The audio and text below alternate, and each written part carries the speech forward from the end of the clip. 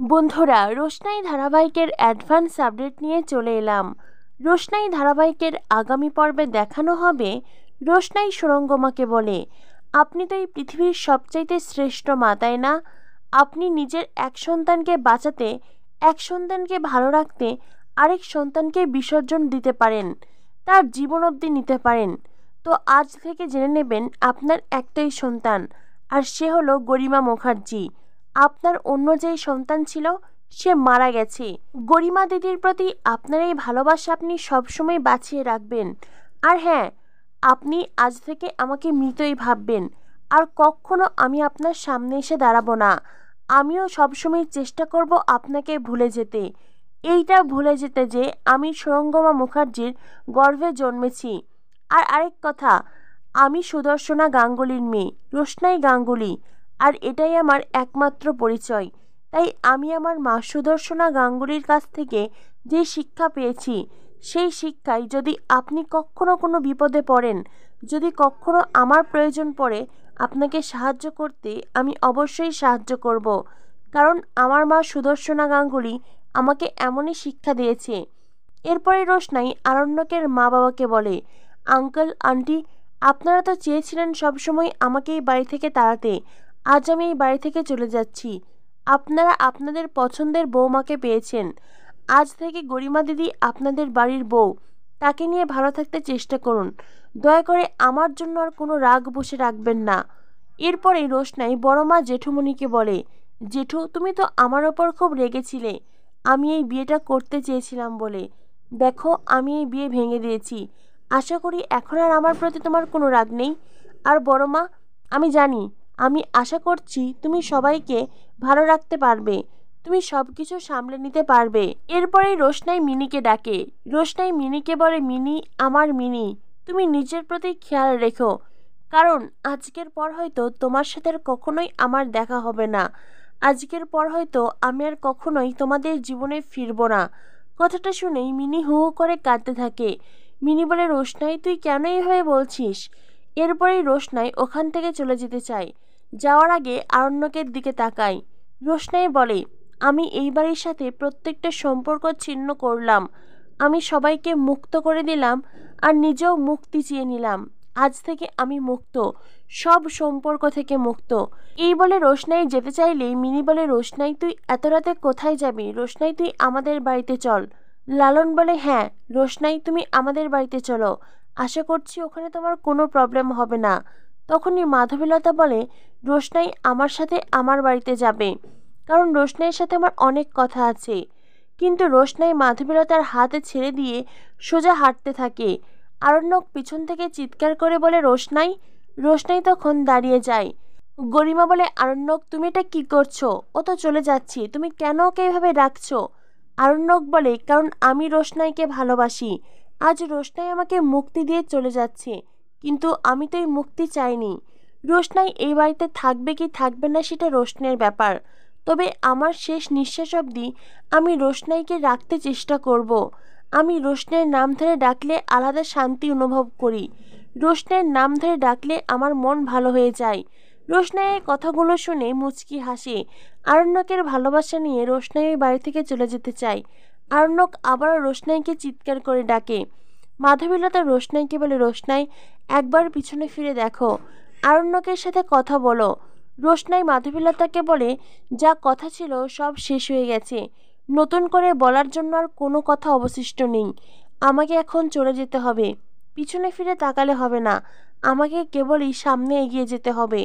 এই বলে রোশনাই গটগট করে সেই বাড়ি থেকে বেরিয়ে আসে। রোশনাই বেরিয়ে আসতেই জাহ্নবী বলে, যাক বাবা, অবশেষে বাড়ি থেকে সব বিপদ আপদ চলে গেল। এই মেয়েটার সাথে তো এই বাড়িতে অনেক বিপদও এসেছিল, আজ এই বাড়ি বিপদ মুক্ত হলো। এখন তো আমি খুব এনজয় করব, আরাম করে বসে বিয়েবাড়ির খাবার খাবো, এখন আর কোনো প্রবলেম নেই।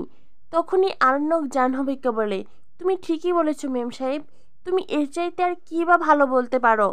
কথাটা শুনে জাহ্নবী সকলের সামনে অপমানিত হয়। আদিত্য আরণ্যককে বলে, আরণ্যক, তুমি আজ আমাকে বাধা দিলে, রোশনাইকে আসল সত্যি জানাতে দিলে না। তবে হ্যাঁ, আমি জানি না এরপর আর কখনো রোশনাইয়ের সাথে আমার দেখা হবে কি না।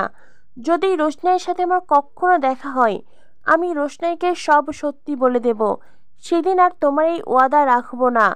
আরণ্যক বলে, না আদিত্য, তুমি এমনটা করবে না। আদিত্য বলে, বললাম তো, আজকের জন্য আমি তোমার ওয়াদা রাখলাম, কিন্তু এরপর আর এই ওয়াদা রাখার কোনো দায় আমার থাকবে না। গরিমা তখন আরণ্যককে বলে, কিসের ওয়াদা? কি কাহিনীর কথা বলছো তোমরা? আমি তো কিছুই বুঝতে পারছি না। আদিত্য বলে, তোমার বোঝার কোনো প্রয়োজন নেই গরিমা। এই বলে আদিত্য আরণ্যককে বাই বলে ওখান থেকে বেরিয়ে যায়। এরপরেই আরণ্যকের বাবা উপস্থিত সবাইকে খাবার খেতে বলে।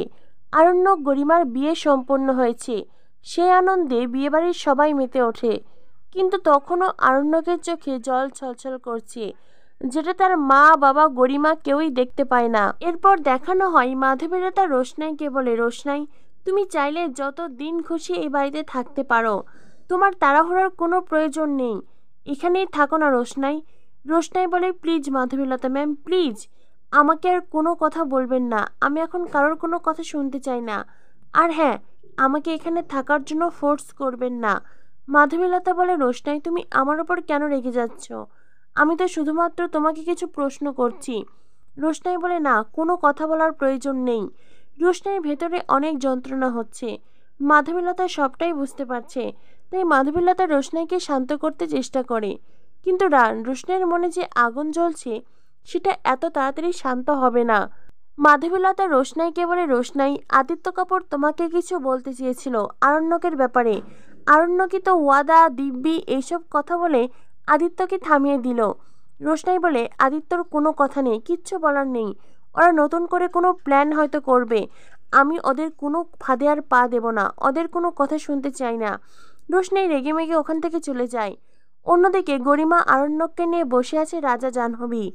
জাহ্নবী গরিমাকে বলে, নিয়ম অনুযায়ী আজও তোমাদের ফুলসজ্জা হওয়ার কথা, কিন্তু তোমাদের ফুলসজ্জা তো আগেই হয়ে গেছে। আরণ্যক বাবা হতে চলেছে, আর বাচ্চার হবু মায়ের সাথে নিশ্চয়ই ফুলসজ্জা হবে না।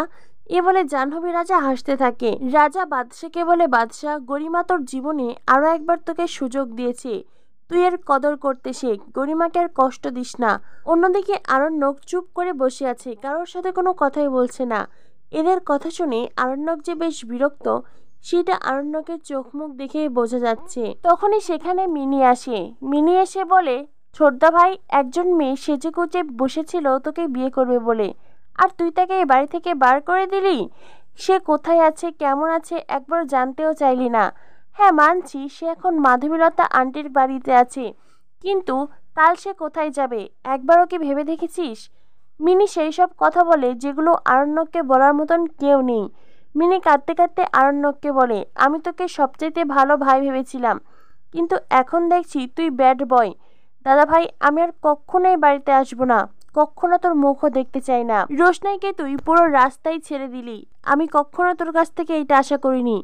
জাহ্নবী মিনিকে বলে, এখন তুমি এই সব কিছু বুঝে গেছো, তাই না মিনি? প্রথমে তো এমন ভাব করতে যেন এইসবের কিছুই বোঝো না, আর এখন ভারী ভারী শব্দ বলে বাদশাকে ম্যানিপুলেট করতে চেষ্টা করছো। মিনি বলে, এই বাঁকামুখী, তুই একদম চুপ করে থাক। জাহ্নবী বলে, আমি চুপ করে আছি, এবার যাও তো যাও, তুমি এখান থেকে চলে যাও। মিনি বলে, যাবো, এই বাড়িতে থাকার কোনো ইচ্ছে নেই আমার। ছোটদা ভাই, তুই একবারও রোশনাইয়ের মনের কথা বুঝলি না। জাহ্নবী বলে, তুমি তো বুঝতে পেরেছো মিনি, তো এখন যাও, তোমার হাজবেন্ডকে নিয়ে চলে যাও। লালন বলে, বারবার যাওয়ার কথা কেন বলছেন? এটা তো মিনিরও বাড়ি, তাই না? ও চাইলে যত সময় ইচ্ছে থাকতে পারে। রাজা বলে, ও আচ্ছা, তার মানে তুমি তোমার আসল রূপ দেখিয়েই দিলে, এখন অধিকারের প্রশ্ন তুলছো, নিজে অধিকার দেখাচ্ছ। লালন বলে, এখনো তো কিছুই দেখায়নি, সামনে হয়তো আসল ঝলক অপেক্ষা করছে। যেটা শুনে রাজা, গরিমা, এমনকি জাহ্নবী সবাই অবাক হয়ে যায়। লালন বলে, যাই হোক, এখন এইসব কথা বলার সময় নয়। এই বলে লালন মিনিকে নিয়ে ওখান থেকে চলে যেতে চায়, কিন্তু মিনি কাঁদতে কাঁদতে আরণ্যককে আরও দু চারটে কথা শুনিয়ে দেয়। তো বন্ধুরা, কি হতে চলেছে রোশনাই ধারাবাহিকে? রোশনাই ধারাবাহিকের পরবর্তী আপডেট পেতে আমাদের সাথেই থেকো। ধন্যবাদ সবাইকে।